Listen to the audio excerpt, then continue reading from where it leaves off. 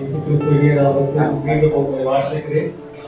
இன்று தேவன் எனக்கு தந்த இந்த வாய்ப்புக்காகவும் சர்வீஸ்காகவும் சிஸ்டருக்காகவும் பிள்ளைகளுக்காகவும் மீண்டும் ஒரு விஷயம் ஒரு நன்றிகளை வாழ்த்துக்களை தெரிவித்துக் கொள்கிறேன். மெசேஜுக்கு மேலே நம்ம ஒரு ஜெபத்தையோடு கடந்து போவோமா? காத்திருப்போம். அன்பும் இறக்கமுள்ள பிதாவே, இந்த காலை வேளையிலே எங்களை நான் ஒன்று கோடி ஆராதிக்க எங்களுக்கு தகுந்த வேலைக்காக நாங்கள் சொல்கிறோம். எங்களுக்கு எவ்வளோ பலவீனங்கள் இருந்திருக்கலாம், பலவீனங்களை மீறி பலமாக்கி இன்று உடைய ஆராதனை நாங்கள் பெற எங்களுக்கு கொடுத்திருக்கிற ஒவ்வொரு பிள்ளைகளுக்காக பேசக்கூடிய முன்னாடி நிற்கிற நீங்களோட பேச பார்க்கிறேன். பேசுவையா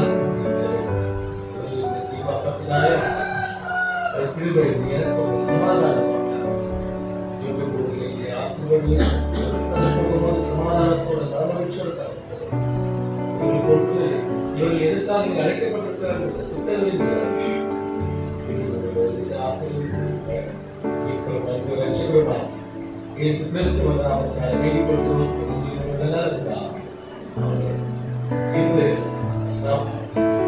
எதை பத்தி பேச போறோம்னா, தேவன் தெரிந்து கொள்ளப்பட்ட பாத்திரம். வேதத்துல தேவன் அநேக பேரை தன்னுடைய ஊழியத்திற்கு அழைத்திருக்கிறார். ஆனா ஒரு சிலரை டைரக்டா அழைச்சிருக்காரு. அவர்களை வழிநடத்திருக்கிறார். அவர்களை இம்மைக்குரிய ஆசீர்வாதங்கள் இல்லை, மறுமைக்குரிய ஆசீர்வாதங்களையும் அதுக்கு முதல் நாளாக நாம் பார்த்திருக்கிறோம். பயன்படுத்தின வாசிங்க யாத்திராகமம் 3ஆம் அதிகாரம் வசனங்கள் 1 முதல் 4.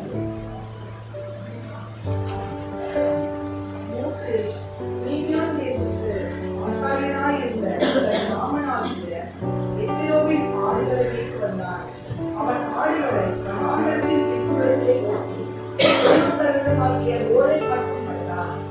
அங்கே கர்த்தருடைய தூதரானவர் ஒரு முச்செடியின் நடுவில் இருந்து உண்டான அக்னி ஜுவாலையிலிருந்து அவனுக்கு தரிசனமானார். அப்பொழுது அவன் உற்று பார்த்தார். முச்செடி அக்னியினால் ஜுவாலித்து எரிந்து அது வெந்து போகாமல் இருந்தது. அப்பொழுது மோசே, இந்த முச்செடி வெந்து போகாதிருக்கிறது என்ன? நான் கிட்ட போய் இந்த அற்புத காட்சியை பார்ப்பேன் என்றான்.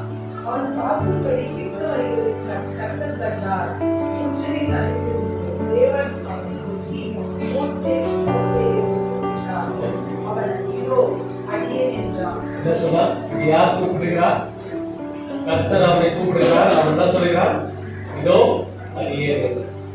அப்படியே கொஞ்சம் இந்த கதை நமக்கு தெரிஞ்ச கதை தான் கொடுக்குறேன். மோசே பிறக்கிற காலத்துல எகிப்து அரசன் பார்வோன், அவன் யோசேப்பு அறியாத ஒரு அரசன். அங்க பாத்தீங்கன்னா எகிப்து மக்கள்ல இஸ்ரேல் மக்கள் பெருகி கொண்டு இருக்கிறாங்க, அவங்களோட அதிகமா வளர்ந்து கொண்டு இருக்கிறாங்க. அப்ப யோசிக்கிறான், மருத்துவச்சிகளை கூப்பிட்டு இந்த மாதிரி அங்க இஸ்ரேல் மக்கள்ல யார் யாருக்கெல்லாம் குழந்தை பிறக்குதோ அந்த எபிரேய மக்கள் பிள்ளைகளை என்ன பண்ணுங்க, ஆண் பிள்ளைகளை கொண்டுட்டு பெண் பிள்ளைகளை விட்டு விடுங்கன்றாங்க. ஏன்னா அவங்க பாப்புலேஷனை குறைக்கிறதுக்காக. ஆனால் மருத்துவச்சிங்க ஹெல்ப் பண்ணுறதுனால அங்கே ஆண் பிள்ளைகளும் பிறக்கிறாங்க. அந்த வாய்ப்பில் பிறக்கிறவர் தான் யார்? இந்த மோசே. இந்த மோசே எந்த காலகட்டத்தில் பிறக்கிறாருன்னா, கிமு 1737ஆம் ஆண்டு எங்கே பிறக்கிறார்? எகிப்து தேசத்தில் பிறக்கிறார். அவர் ஒரு லேவி கோத்திரத்தில் பிறக்கிறார். அவர் தாயின் பெயர் அம்ரான், அவன் தகப்பன் பெயர் ஜெகோபை. இவர் 2 பேர் யார்? லேவி கோத்திரத்தில் இருக்கிற வம்சம். 3 மாதம் அவரை வளர்க்க முயற்சிக்கிறாங்க. 3 மாதம் வளர்க்குறாங்க. அதுக்கப்புறம் அவரை வளர்க்க முடியல. ஸோ நாணல் பெட்டியில் வச்சு நைல் நதியில் விட்டுறாங்க. அங்கே யார் எடுத்து வளர்க்குறா? பாரனுடைய மகள் எடுத்து அந்த பிள்ளையை வளர்க்குறாங்க. இங்கே பார்த்தீங்கன்னா அங்கே என்ன ஆகும்? இவ எபிரியர் குழந்தை. இந்த குழந்தைக்கு பால் கொடுக்க யார் தேடுறாங்க? எபிரிய பெண்மணியை தேடுறாங்க. ஆக்சுவலி வேத ஆராய்ச்சியாளர்கள் என்ன சொல்கிறாங்க? அவர் பால் கொடுக்க மறுக்கிறார். எகிப்து பெண்களிடம் தான் அவர் பால் கொடுக்குறாங்க. ஆனால் அவர் குடிக்கல, அழுகுறாரு. அப்போ அந்த அம்மா சொல்லுவாங்க, ஒரு எபிரேயர் குழந்தை இல்லையா? இப்போ நமக்கு ஏன் அந்த டிஃப்ரென்ஸ் அவங்களுக்கு தெரியும்னா, இப்போ சைனா குழந்தைங்க, இப்போ மணிப்பூர் குழந்தைங்க இருந்தால் நமக்கு அந்த டிஃப்ரென்ஸ் தெரியும் இல்லையா? அந்த ஃபேஸ் இல்லாமல் நம்ம பிள்ளையா தமிழ்நாட்டு பிள்ளைங்களா இல்லை நார்த் சைடான்றது நம்ம அந்த ஃபேஸை வச்சே கண்டுபிடிப்போம் இல்லையா? ஸோ அப்படி கண்டுபிடிக்கிறாங்க. அப்போ தான் அவங்க என்ன சொல்கிறாங்க, சரி, எபிரேயர் பெண்களில் நான் இவர்களுக்கு பால் கொடுக்க ஒரு பெண்ணுக்கு கொடுக்குறேன்றாங்க. அவர் மீண்டும் யார்கிட்ட போகிறாரு? அவர் தாயிடம் போகிறாரு. 2 வருஷம் தான் அவங்க வளர்க்குறாங்க. அவரை பால் ஊட்டி 2 வருஷம் தான் வளர்க்குறாங்க. மீண்டும் அவர் எங்கே வருகிறார்? எகிப்து. அவர் தாயிடமே கொடுக்கப்படுகிறார். அங்கே எத்தனை வருஷம் வளர்க்கப்படுகிறார்? 40 ஆண்டுகள். எதில் வளர்க்கப்படுகிறார்? எகிப்தோட பாரம்பரியங்களையும் எகிப்தோட வேதத்திலையும் வளர்க்கப்படுகிறார்.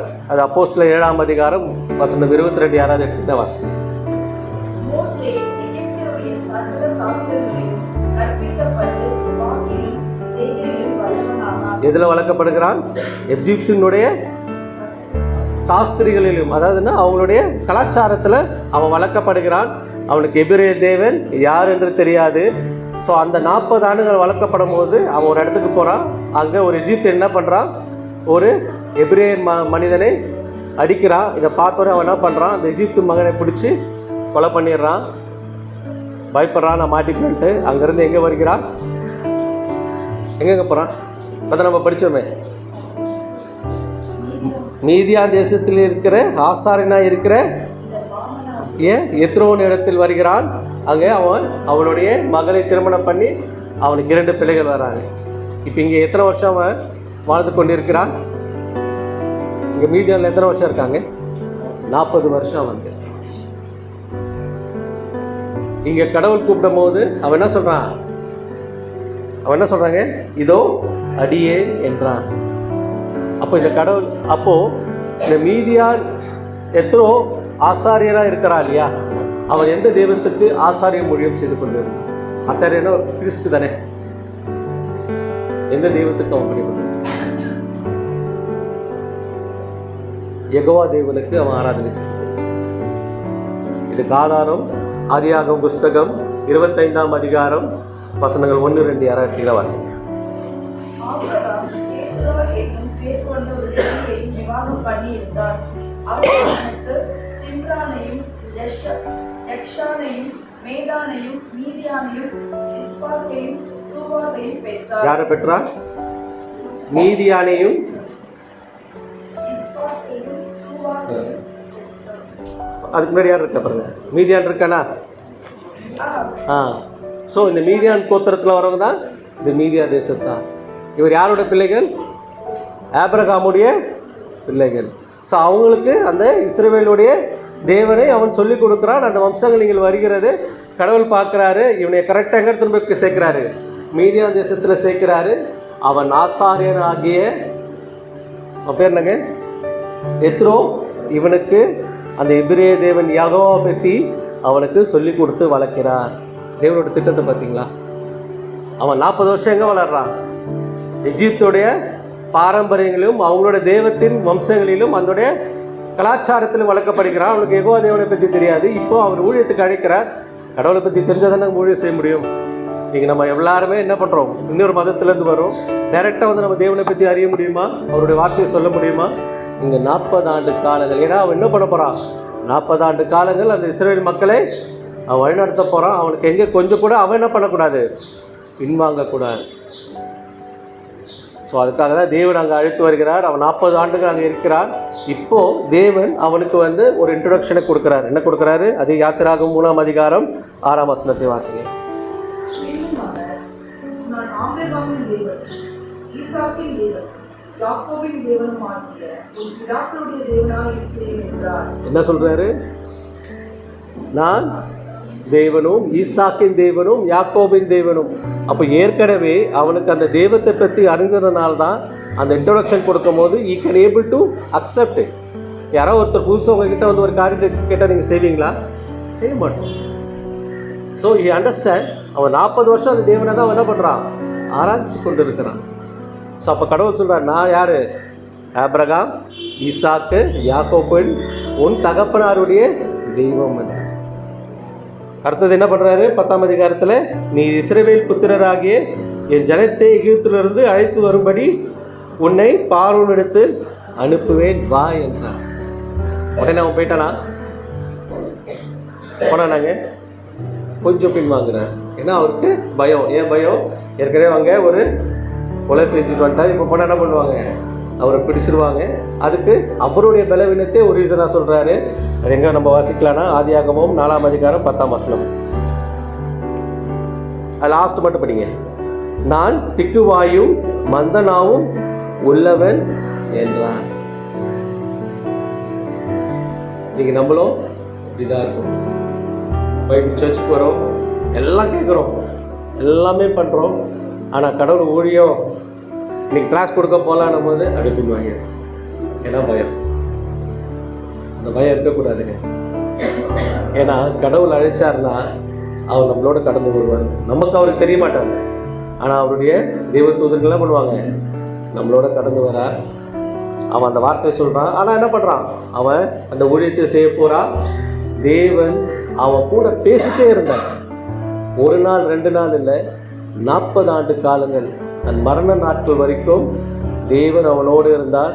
அவன் ஊழியங்களை வல்லமையாக செய்ய வைத்தார். அவர் நாட்களில் நடந்த போல அற்புதங்கள் எங்குமே நடக்கலை. இவங்க எத்தனை பேர் எகிப்திலிருந்து கிளம்புறாங்க? புருஷமார்கள் மட்டும் 6 லட்சம் பேர். 6 லட்சம் பேர் இல்லாததான் மோசக்கிட்ட இருக்க போது அங்கே இல்லாத ஜனத்தை எங்கேருந்து கூப்பிடுறாரு? தேவன் அவரை தெரிந்து கொண்ட. இங்கே அவன் என்ன சொல்கிறான்? நான் திக்குவாயின்றான். ஆனால் நீங்கள் அதே கொஞ்சம் ஒரு யாத்திராகமோ 18-13 எடுத்தீங்களா? அரவாசம்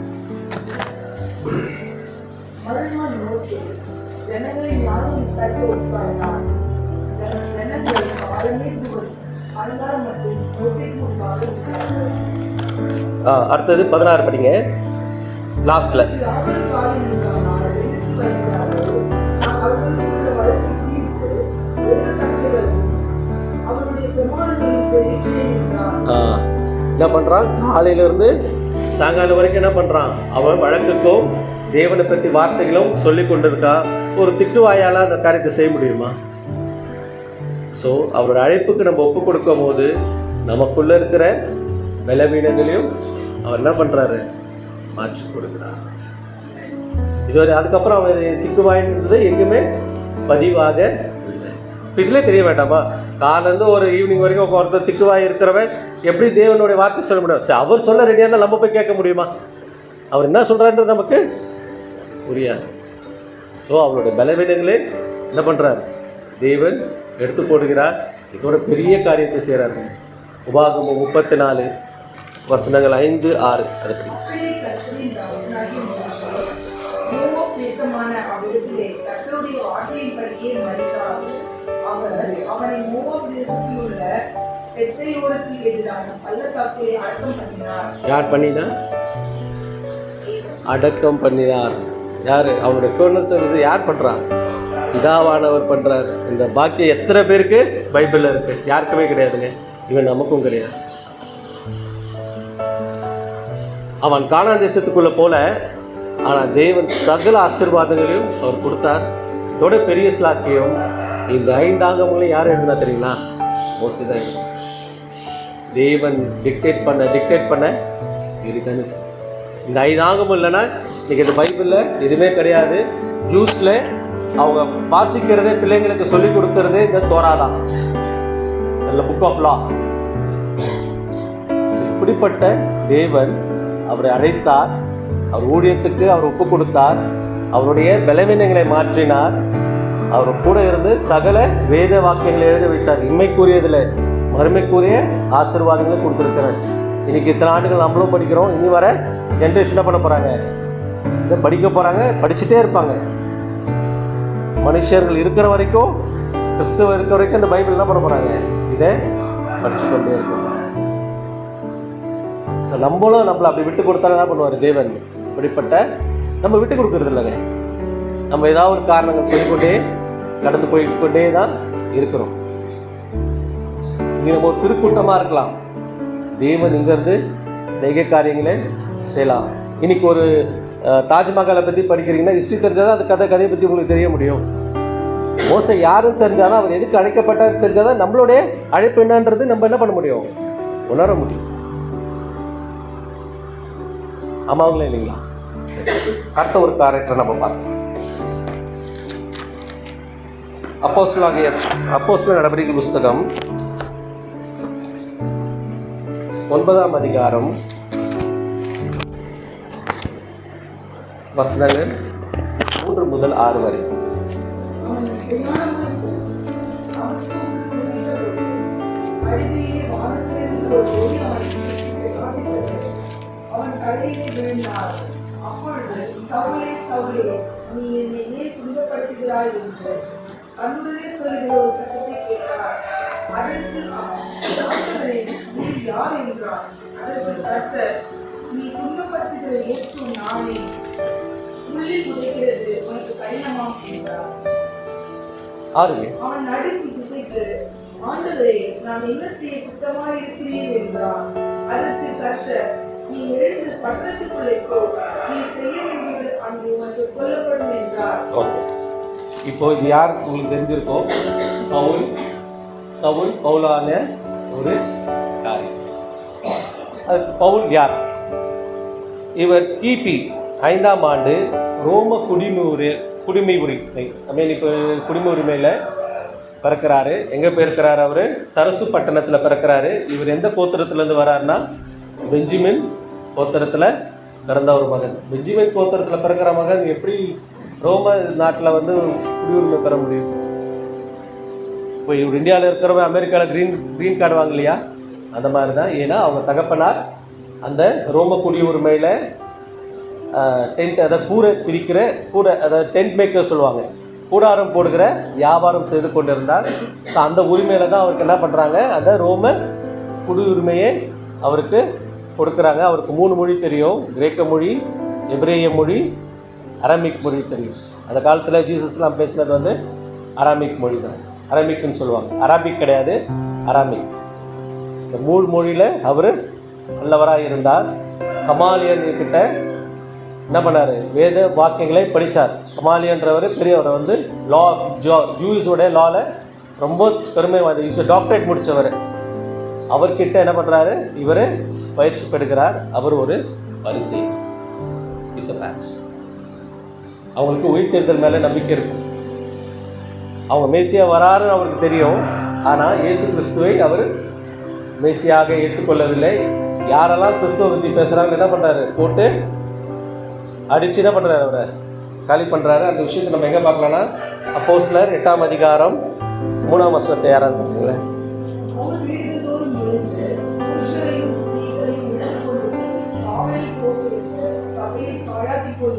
என்ன பண்ணிட்டு இருந்தாரு? சபைகளை பாழாக்கி கொண்டு இருந்தார். இப்படிப்பட்ட மனுஷனை தான் என்ன பண்றாரு? தேவன் நினைக்கிறார். என்ன சபைகளை அவர் பாழாக்குறாரோ அந்த சபைகளுக்கு தான் என்ன பண்றாரு? அவரு கடிதங்களா எழுதிட்டு இருக்காரு. இந்த மாதிரி தப்பு பண்ணாதீங்க. கொரிந்து பட்டணத்தில் இருக்கிற திருச்சபைகளுக்கு எழுதுகிறார். ரோம தேசத்தில் இருக்கிற திருச்சபைகளுக்கு எழுதுகிறார். தீமோத்துக்கு எழுதுகிறார், தீத்துக்கு எழுதுகிறார். சபைகளை பாருங்க, சபையில் இருக்கிற பிரச்சனைகளை சார்ட் அவுட் பண்ணுங்க. அவர் 34 ஆண்டுகள் அவர் என்ன பண்ணாரு? அவர் ஊழியத்தை பலமாக செஞ்சார். அந்த டைமில் அவர் மட்டும் இல்லைன்னா கிறிஸ்துவ ரொம்ப வளர்ந்துருக்காரு. பிகாஸ் கிறிஸ்துவனுக்குள்ளே அதிக பாரபட்சங்கள் இருந்து கொண்டு இருந்தது ஒவ்வொரு சர்ச்சஸ்லையும். ஏன்னா ஒவ்வொரு திருச்சபையிலும் 2 விதமான மக்கள் இருந்தாங்க. ஜூயிஷ் கிறிஸ்டியன்ஸ், அதாவது யூதர்லேருந்து கிறிஸ்துவர்களாக மாற்றப்பட்டவர்கள், மற்றது புறஜாதியார்கள், அதர் ரிலீஜியஸ்லேருந்து மாற்றினவங்க. ஸோ அவங்கவுங்க அவங்களுடைய பாரம்பரியங்களே கடைப்பிடித்து கொண்டு இருந்தாங்க. அதை மாற்ற தேவன் என்ன பண்ணார்? இவரை வல்லமையாக உபயோகப்படுத்தினார். ஏன் 12 டிசைபிள்ஸ் இருந்தாங்களே, அவங்களுக்கு ஒரு வல்லமையை எடுத்துருக்கலாமே? இல்லைங்க, அவருக்கு தெரியும் யாரை கொண்டு என்ன காரியங்களை செய்ய முடியும். நீங்கள் இந்த பைபிளில் 13 நிருபங்கள், மொத்தம் புதிய ஏற்பாடில் 27 புத்தகம் இருக்கு. அதில் 13 என்னது? அவரால் எழுதப்பட்ட நிருபங்கள் தான் நம்ம வாசிக்கிறோம். இன்னைக்கு எல்லா திருச்சபையிலும் எதை வாசிக்கிறாங்களோ இல்லையோ, அவங்களுடைய நிருபங்களை கண்டிப்பாக வாசிக்காமல் இருக்க மாட்டாங்க. ஏன்னா இன்னைக்கு ப்ரெசன்ஸ் நம்ம எப்படிலாம் இருக்கிறோம், ஒரு ஆண் எப்படி இருக்கணும், ஒரு பெண் எப்படி இருக்கணும், ஒரு கணவர் எப்படி இருக்கணும், ஒரு மனைவி எப்படி இருக்கணும், கிறிஸ்து நம்மளை எப்படி ஏற்றுக்கொள்வார், அந்த ஆர்டரேஷனை அவங்க தான் கற்றுக்கணும். எவ்வளோ பெரிய விஷயம் அது. கிறிஸ்துவத்தையே அவர் சபைகளே என்ன பண்ணுறாரு? எடுத்து போடுறவனை கொண்டு சபைகளை கட்டுகிறார். அந்த நேரத்தில் பயங்கரமாக வளர்ந்தது கிறிஸ்டியானிட்டி. இப்படி தான் நம்மளும் என்ன பண்ணணும்? நம்மள விட்டு கொடுக்கணும். அவர் பாருங்க எதுவுமே சொல்லலை. அவர் காட் வந்து பேசுறோட அவர் தான் கேட்குறாரு, நான் என்ன செய்ய நீர் சித்தமாயிருக்கு. நம்ம என்ன பண்ணுறோம், நீர் எனக்கு கொடுக்க என்ன சித்தமாயிருக்குன்னு நம்ம கேட்குறோம்.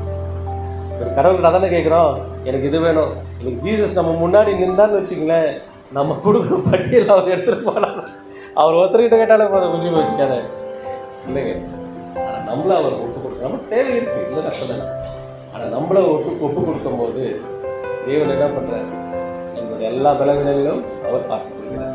இவரும் ஒரு பிரச்சனை இருக்குது, இவருக்கு என்ன பிரச்சனை இருக்குது, எனக்கு ஒரு முள் குத்தி கொண்டே இருக்குதுன்றாரு. அப்போ இயேசு என்ன சொல்கிறாரு, ஓப்பா ஒரு பலவீனத்து என் பலன் பூர்ணமாக. அதுக்கப்புறம் அவர் எங்கேயுமே அந்த பலவீனத்தை குறித்து பேசுறது. அல்லேலூயா, ஆமென். நம்ம பலவீனங்களை எப்பவுமே நம்ம வருத்தப்படவே கூடாதுங்க, அது இருந்துட்டு கொண்டு தான் இருக்கும். அன்னைக்கு கூட பிரதர் தாங்க சொன்னாங்க, நம்மளை குணமாக்கும். எல்லாருக்கும் பலவீனங்கள் இருக்கு, எனக்கும் பலவீனங்கள் இருக்கு. ஈஸிங் வந்துச்சுன்னா என்னால் தாங்கவே முடியாது. ஒரு நாளைக்கு ஒரு வாட்டி தான் அந்த பஃப் எடுக்கணும், 4 வாட்டி சொல்லுவாங்க. நான் ஒரு வாட்டி 10, 15, 20 கூட எடுத்துருக்கேன். அதே 4 வரைக்கும் என்னை வழிநடத்தி வருகிறார். அந்த பலவீனத்துக்காக நான் ஜெபம் பண்ணுறேன். நிச்சயமாக ஒரு நாள் அதை எடுத்து போடுவான்ற நம்பிக்கை, விசுவாசம் நம்ம அவருக்கு ஒப்பு கொடுக்கணும். இன்னைக்கு பிரதர் ஒரு சாட்சி சொன்னார் இல்லையா, ஒரு வீட்டுக்கு போனேன். அவர் என்ன பண்ணுவாராம், பைபிளை கிழிச்சு போடுவார், ஸ்லிப்பர் எடுத்து ஃபோட்டோவை இயேசு ஃபோட்டோ பார்த்தா இதே காரியங்களை நானும் செய்து கொண்டுதான். நான் பாரம்பரிய கிறிஸ்தவன் தான். ஆனால் என்னுடைய ஒரு தனிப்பட்ட காரியம், நான் கேட்டது எனக்கு கடவுள் செய்யலைன்ற கோபம். அப்போ இந்த காரியங்கள் நான் வாலிப வயசில் நான் செய்துக்கிட்டு இருந்தேன். எங்கள் அம்மா அப்போ ஒரு வார்த்தை சொன்னாங்க, பாடுறா நீ கடவுள் எப்படி பேசுகிற, ஒரு நாள் இந்த பைபிளை தூக்கிட்டு கடவுள் கடவுள் அலைவேன்னாங்க. எனக்கு இந்த காரியங்களை நான் செய்துக்கிறேன். அல்லேலூயா. அவர் சொல்லும் போது என்னோட ஞாபகம் தான் வந்துச்சு எனக்கு. நம்மளை தெரிந்து கொண்ட தெய்வம். இங்கே இவர் மட்டும் தான் பவுல் இல்லை, நீங்கள் எல்லாருமே பவுல், நீங்கள் எல்லாருமே மோசே. பிரதரை தேர்ந்தெடுத்துட்டார், அவர் வந்து உங்களை கைட் பண்ணுவார். ஆனால் நீங்கள் தான் ஆத்மாக்களை ஆதாயப்படும். அதுதான் நம்ம இங்கே ஆச்சு. நம்ம அவருக்கு ஒப்பு கொடுப்போம். மோசே கூட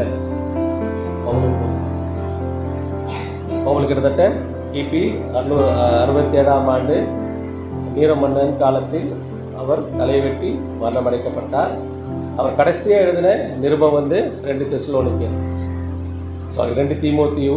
அதில் அவருடைய மரணத்தை குறித்து கடைசி அந்த ஸ்டேட்மெண்ட்டை அவர் கொடுத்துருப்பாரு. 2 தீமோத்தேயு 4ஆம் அதிகாரம் 6ஆம் வசனம். யார் எடுத்த படிக்கிறாங்க?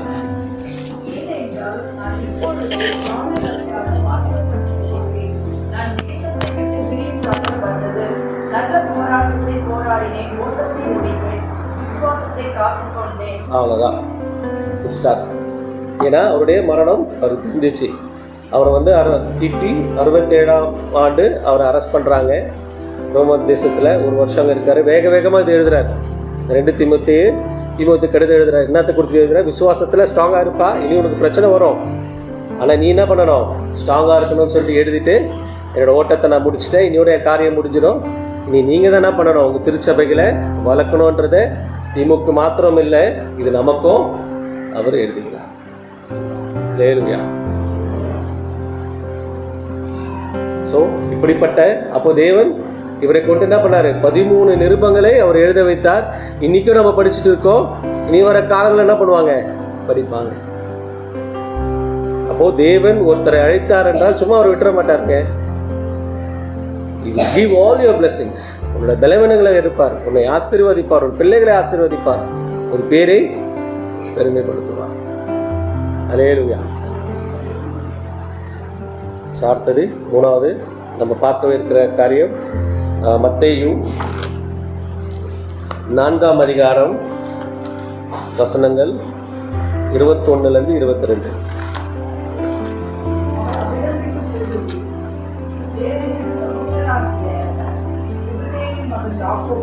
அவன் சகோதரன் யோவான் தங்கள் கதவுகளில் கடலிலிருந்து தங்கள் தலையை பார்த்துக் கொண்டிருந்தது. அவர்கள் கண்டு உடனே அவர்கள் கடலில் தங்கள் தகவலை விட்டு அவருக்கு பின் சென்றார்கள். ஓகே, அவ்வளோதான். இங்கே யார்? யோவான். யோவான் யார்? இயேசு கிறிஸ்துவோட 12 சீஷர்களில் ஒருவர்.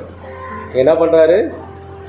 அங்கே மீன் வலைகளை வளர்ச்சி கொண்டு இருக்கிறாங்க. இயேசு கிறிஸ்து அங்கே போகிறார். போயிட்டு நீங்கள் விட்டுட்டு வாங்கன்றாரு. என்ன பண்ணுறாங்க? இல்லை நான் வரல, நாளைக்கு வர, 1 மாதம் கழித்து வரேன்றாரா? அப்படியே போட்டுட்டு பவுலா என்ன கேட்குறாரு? நான் என்ன செய்ய சித்தமாக இருக்கிறேன்றாரு. இவர் என்ன எதுவுமே கேட்கல, அப்படியே போட்டுட்டு என்ன பண்ணுறாரு? அவர் பின்னாடி போகிறார். அவருக்கு எவ்வளோ இமேஜினேஷன் இருந்திருக்கும். நம்ம படகு வாங்கலாம், இன்னும் 2 படகு வாங்கலாம், ஒரு லான்ச் வாங்கலாம், 60 வயசில் எனக்கு இத்தனை பிள்ளைங்கள் வரும், இத்தனை சொத்து சேர்த்துலாம், எவ்வளோ சிந்தனைகள் இருக்கும். அது எல்லாத்தையும் ஒரே நிமிஷம் அவருக்கு என்ன நடக்குமோ தெரியாது. அவர் வானார், அவர் போய்கொண்டே இருந்தார். ஆவியானவர் விடுதலோடு. அல்லேலூயா, ஆமென். இப்போ இவரை பற்றி ஒரு காரியத்தை பார்ப்போம். யோவான் கிபி 6ஆம் ஆண்டு கலிலேயாவில் பிறந்தார். அவர் தந்தையின் பேர் செபுதேயும், அவர் தாயின் பேர் சால்மோ. அவர் யூதா கோத்திரத்தில் பிறக்கிறார். தேவன் எல்லாரையும் தெரிந்து கொள்வார். ஆனால் தேவனிடம் நம்ம எப்படி இருக்கிறோன்றது தான் அவர் என்ன பண்ணுவார்? ரொம்ப விருப்பம் உடையவர். இப்போ எவ்வளோ பேர் இருக்காங்க, இவர் மட்டும் என்ன பண்ணார்? அப்படியே விட்டுட்டு என்ன பண்ணார்? முன்னாடி போய்கொண்டே இருந்தார். யோவானை கொண்டு அநேக காரியங்களை தேவன் செய்தார். அவர் பார்த்தீங்கன்னா அந்த ஊழிய காரியங்களை ரொம்ப அழகாக எக்ஸஸ் பண்ணுவார். இந்த 12 இப்போ இந்த காஸ்பல் பார்த்தீங்கன்னா நற்செய்தி நூல் நிறைய பேர் எழுதியிருக்காங்க. ஆனால் பைபிளில் சேர்க்கப்பட்டது வெறும் 4 தான். மத்தேயு, மார்க், லூக்கா, யோவான். இதில் பார்த்தீங்கன்னா முதல்ல எழுதப்பட்டது மார்க்கு தான். மார்க்கு அந்த 12 டிசைபிள்ஸில் ஒருவர் அல்ல. மத்தேயு அந்த 12 சீஷரில் ஒருவர் அல்ல. யூதாஸ் இறந்துட்ட அப்புறம் தான் மத்தேயு உள்ளே வரார். ஜீசஸோட அவர் ட்ராவல் பண்ணலை. ஓகேங்களா? லூக்கா அதுக்கப்புறம் எழுதுகிறார். ஆனால் யோவான் மாத்திரம்தான் தேவனோடே இயேசு கிறிஸ்துவோடே இருந்தார். அவருடைய அந்த நற்செய்தி நூல் நீங்கள் வாசிக்கும் போது பார்த்தீங்கன்னா ஸ்ட்ரெயிட்டாக என்ன பேர்? ஆதியிலே வார்த்தை இருந்தது. நேரத்தை வாசிங்க. யோவான் 1ஆம் அதிகாரம் வசனங்கள் 1, 3 அப்படியே படிங்க. அந்த வார்த்தை தேவனிடத்தில் இருந்தது, அந்த வார்த்தை தேவனாய் இருந்தது, அவர் ஆதியிலே தேவனோடு இருந்தார், சகலமும் அவர் மூலமாய் உண்டாயிற்று, உண்டானதொன்றும் அவராலே இல்லாமல் இதுதாங்க அவர் என்ன பண்ணுறாரு? ஸ்ட்ரெயிட்டாக அடிக்கிறாரு.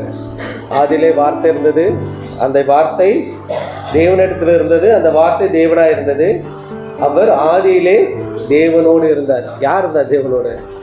யாரை சொல்கிறாரு? இயேசு கிறிஸ்துவ தான் சொல்கிறாரு. கர்த்தர் என்ன சொல்கிறாரு? சகலமும் அவர் மூலமாய் உண்டாயிற்று, உண்டானதாவது ஒன்றும் அவர் இல்லாமல் உண்டாகவில்லை. ஸோ ஜீசஸ் இல்லாமல் ஒன்றும் இல்லை. அல்லேலூயா. பாப்பெல்லாம் யார்? ஜீசஸால் பிறக்கப்பட்டவர்கள், அவரால் உருவாக்கப்பட்ட பிள்ளைகள் என்றதை அவர் என்ன பண்ணுறாரு? தெளிவாக சொல்கிறாரு. அவர் ஜீசஸோட ரொம்ப க்ளோஸ் ஃப்ரெண்டாக இருந்தவர். தன் மார்பில் சாய்ந்து கொண்டப்பட்ட ஒரு மகன். மறுரூப மலையில் ஜீசஸோடு இருந்தார். அந்த அனுபவத்தை பெற்ற ஒரு மகன். கடைசி சிலுவையில் யார்கிட்ட அவர் தாயை ஒப்படைச்சிட்டு போகிறாரு? யோவானிடம் தான் அவர் ஒப்படைச்சிட்டு போகிறாரு. இதோட பெரிய விஷயம், எல்லா டிசைபிள்ஸை விட இயற்கையான மரணத்தை காண்டவர் யோவான் மாத்திரமே. அவர் மரிக்கும் போது அவருக்கு வயசு 87, 90 இருக்குன்றாங்க. மற்றவர்களாம் பாடுகளோடு மரித்தார்கள். இவர் மட்டும்தான் இயற்கையாகிறார். இது எல்லாத்தோடைய பெரிய விஷயம், வெளிப்படுத்தல் விசேஷம் யாருக்கு வெளிப்படுத்தப்பட்டது? யோவானுக்கு தான் வெளிப்படுத்தது. ஸோ மோசே பாஸ்ட் எழுதுகிறாரு, பவுல் ப்ரெசன்ட் எழுதுகிறாரு. நீங்கள் எப்படிலாம் இருக்கலான்ட்டு. இப்படிலாம் இருந்தீங்கன்னா எங்கே போவீங்க? வெளிப்படுத்தல் எழுதுகிற மாதிரி தேவனுடைய ராஜ்யத்துக்குள்ளே நம்ம போவோன்ற அந்த நம்பிக்கையை இவர் மூலமாக எழுதலாம். ஸோ தேவன் தெரிந்து கொண்டார். இவர் தான் அழகாக சொல்லுவார். யோவான் 15, 16 யாராவது வாசிங்க. இவர் திருப்பி சொல்கிற வசனம் இதுதான். இது நமக்கும் அவங்க தான் சொல்கிறாங்க. நீங்கள் என்னை தெரிந்து கொள்ளவில்லை, நான் உங்களை தெரிந்து கொண்டேன். நீங்கள் என் நாமத்தினாலே பிதாவை தெரிந்து கொள்வது எதுவோ அதை அவர் உங்களுக்கு கொடுக்கத்தக்கதாக நீங்கள் போய் கனி கொடுக்கும்படிக்கும் உங்கள் கனி நிலைத்திருக்கும்படிக்கும் நான் உங்களை ஏற்படுத்தினேன். யார் சொல்கிறா? ஜீசஸ் சொல்கிறாரு, நீங்கள் என்னை தெரிந்து கொள்ளவில்லை, நான் உங்களை தெரிந்து கொண்டேன். மீண்டும் சொல்கிறேன். நம்ம சொல்லக்கூடாது I just convert as Christian. நான் சர்ச்சுக்கு போயிட்டேன். கடவுள் நம்மளை எடுத்துக்கொண்டுக்கிறேன். கடவுள் நம்மளை தேர்ந்தெடுத்து கொடுத்துருக்கிறார். இவர் அடிக்கடி அதை சொல்லுவார். வேறு யாரும் இந்த வசனத்தை சொல்ல மாட்டாங்க. நீங்கள் கனி கொடுத்தீங்கன்னா எப்படி இருப்பீங்க? உங்களை கனி கொடுக்க தான் என்ன பண்ணியிருக்கேன்? நான் உங்களை தேர்ந்தெடுத்திருக்கிறேன். இந்த பகுதியில் எவ்வளோ ஜனங்கள் இருக்காங்க, ஆனால் உங்களையே முன் தெரிந்திருக்கிறார். என் பிள்ளை செய்வான், சதீஷ் பிரதர் செய்வாங்க, சிஸ்டர் செய்வாங்க, இங்கே திருச்சபையில் இருக்கிற ஒவ்வொருவரும் செய்வாங்க. அது நம்ம செய்கிறோமா? யோசிங்க. இல்லைங்க, இதுக்கு தான் நம்மளை அழைச்சிருக்காரு. இதை நீங்கள் செய்யுங்க, மற்ற ஆசீர்வாதங்கள் எல்லாம் உங்களுக்கு தானாக வராங்க. நான் அதை உண்மையாக அனுபவத்தில் நான் சொல்கிறேன். நம்ம இன்னைக்கு அந்த ஆசீர்வாதங்களை மட்டுமே தேடி ஓடிக்கொண்டு இருக்கிறோம். தேவன் உங்களுக்கு என்ன தேவை என்று அவர் அறிந்திருக்கிறார்.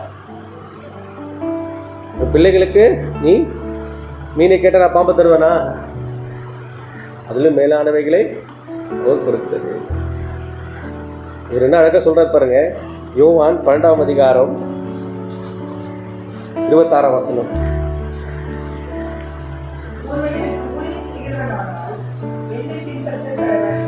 நான் இங்கே இருக்கிறேனோ அங்கே ஊழியக்காரன் இருப்பான். ஒருவனை ஊழியம் செய்தால் அவனை பிதாவானவர் கனம் பண்ணுவார். யார் கனம் பண்ணுவா? பிதாவானவர்.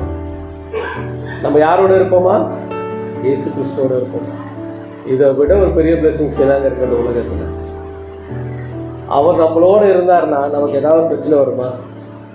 இன்னைக்கு ஸ்டாலின் நம்மளோட இருந்தார்னா ஏதாவது பிரச்சனை வருமா? அவர் ஸ்டாலினுக்கே அந்த மாதிரினா வரமப்பி தான் நம்ம அதை விசுவாசிக்கிறது. பாருங்க, அவர் அழைச்ச 3 பாத்திரங்கள் தன்னை ஒப்பு கொடுக்கும் பொழுது, எனக்கு பைபிள் ஃபுல்லாக அவங்க வசனம் தான் படிக்கணும். இந்த யோவான் சுவிசேஷத்தையும் நம்ம படிக்கிறோம், வெளிப்படுத்தல் இன்னும் படித்து கொண்டு இருக்கிறோம், இனி படிப்போம். ஸோ தேவன் அப்படிப்பட்ட பாத்திரமாக உங்களை மாற்ற விரும்புகிறார். நீங்கள் ஏதோ நம்ம சண்டே சர்ச்சுக்கு வந்துட்டு வசனங்களை கேட்டு போகிறதுக்கு அழைக்கலைங்க. இந்த மெசேஜ் நான் எடுக்கும் போது எனக்கு ஒரு விஷயம் வந்துச்சு. இங்கே நம்ம சிறு கூட்டமாக இருக்கலாம், ஏன் இங்கிருந்து கூட எழுப்புதல் வரலாம். நம்ம நினைக்கலாம் இங்கே 4 பேர் விளையாட்ட சொல்லுங்க. நான் அப்படியே இந்த மெசேஜ் யோசிச்சிட்டே இருக்கும் போது இந்த வார்த்தை நீ சொல்லுன்னு கூட எனக்கு வந்துச்சு. அப்போ உங்கள் தேவன் உங்களை தெரிந்து கொண்டு இருக்கிறார். இன்னும் உங்களை ஒப்பு கொடுக்காம இருக்கீங்க. அல்லேலூயா, ஆமென். ஒப்பு கொடுங்க. அது ஒரு பிரதர் சொல்லும்போது இன்னும் எனக்கு அந்த வார்த்தை ஒரு மாதிரி ஸ்ட்ரைக் ஆச்சு. இங்கே இந்த சபை இருக்காது, இலை சபைகள் உருவாக்கப்படும். இந்த சபை இருக்கும், இல்லாமல் போகாது. இங்கிருந்து கூட எழுப்புதல் வரும், வரலாம். ஆனால் அதுக்கு நம்ம ஒப்பு கொடுக்கணும். நம்ம ஒப்பு கொடுக்காம எப்படிங்க நடக்கும்? சதீஷ் பிரதர் நினச்சா ஒருத்தர் நினச்சா முடியுமா? ஒரு கை தட்டின ஓசை வருமா? ஒரு கை தட்டும் போது தான் ஓசை. எனவே இந்த தேவன் கொடுத்த வார்த்தையை நம்ம யோசிப்போம். சும்மா நம்ம மோசையை பற்றி தெரிஞ்சுக்கிட்டோம், பவுலை பற்றி தெரிஞ்சுக்கிட்டோம், யோவானை பற்றி இல்லை. அவர் செய்த காரியங்கள், அவரை அழைத்த அழைப்பு. இந்த 3 பேர்கிட்ட டைரக்ட் கால் கொடுக்குறாருங்க. அங்கே கர்த்தராக இயேசு கிறிஸ்து, அங்கே இயேசு தான் பேசுகிறார். மோசையிடமும் பவுலிடமும் யார் பேசுகிறா? இயேசு கிறிஸ்து தான் பேசுகிறாரு. யோவானை அழைத்தது யார்? இயேசு கிறிஸ்து. இந்த நம்மளை அழைக்கிறது யார்? இயேசு கிறிஸ்து. அவர் குப்பை கொடுத்தா அவர் கூடயே இருப்போம். இதானவர் என்ன பண்ணுவார்? நம்மளை கனம் பண்ணுவார். அந்த கணம் எவ்வளோ பெரிய கனமாக இருக்கும் நம்ம நினச்சி பாருங்க. ஒரு மோசை எடுத்துகிட்டு போயிட்டு ஒரு ஃபியூனல் சர்வீஸ் பண்ணுறான்னா எவ்வளோ பெரிய விஷயங்க அது. நாங்கள் இங்கே ஃபாதரை கூப்பிட்டுக்கிட்டு கல்லறைக்கு போயிட்டு அங்கே ஒரு இதை வாங்கிட்டு எவ்வளோ காரியங்கள் தேவன் எவ்வளோ அழகாக செய்வீங்க. Is gives a complete life. யாருக்குமே அறக்குறையான வாழ்க்கைகள் இல்லை. அல்லேலூயா.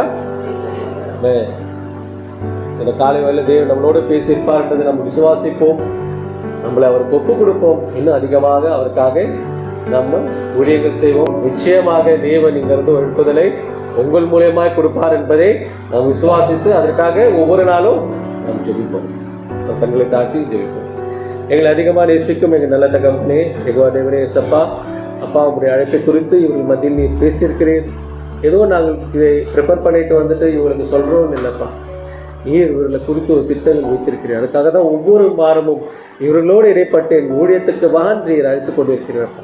இவர்கள் அவர்களை ஒப்புக் கொடுக்க நீர் அவர்களுக்கு சகல வழிகளும் தந்து மார்பிலை சாய்ந்து கொண்ட யோவானை போல இவர் ஒவ்வொருவரும் மார்பில் சாய்ந்து கொள்ள அவர்களுக்கு எல்லா விதமான கிருபைகளை தாங்க. அதில் இருக்கிற எல்லா பலவீனங்களை எடுத்து போடுங்க, எல்லா சுகவீனங்களை எடுத்து போட்டு நல்ல சுகத்தை தந்து இன்னும் அதிக அதிகமாக தேவனே மான் கால்களைப் போல அவருக்கு கால்களாய் உடைய ஊழியத்திற்குன்னு ஓட எல்லா விதமான கிருபையும் பலங்களை தந்து அவரை ஆசீர்வாதம். இவர் ஒவ்வொருவரையும் நீர் பொறுப்பெடுத்துக் கொள்ளுங்க, கிருபையால் வழிநடத்துங்க, அவர் தேவைகளை சந்திங்க. மீட்பரும் அன்பு இரட்சகரும் ஆகிய இயேசு கிறிஸ்து வல்ல நாமத்தினால வேண்டிக் கொள்கிறோம் எங்கள் ஜீவனுள்ள நல்ல பிதாவே.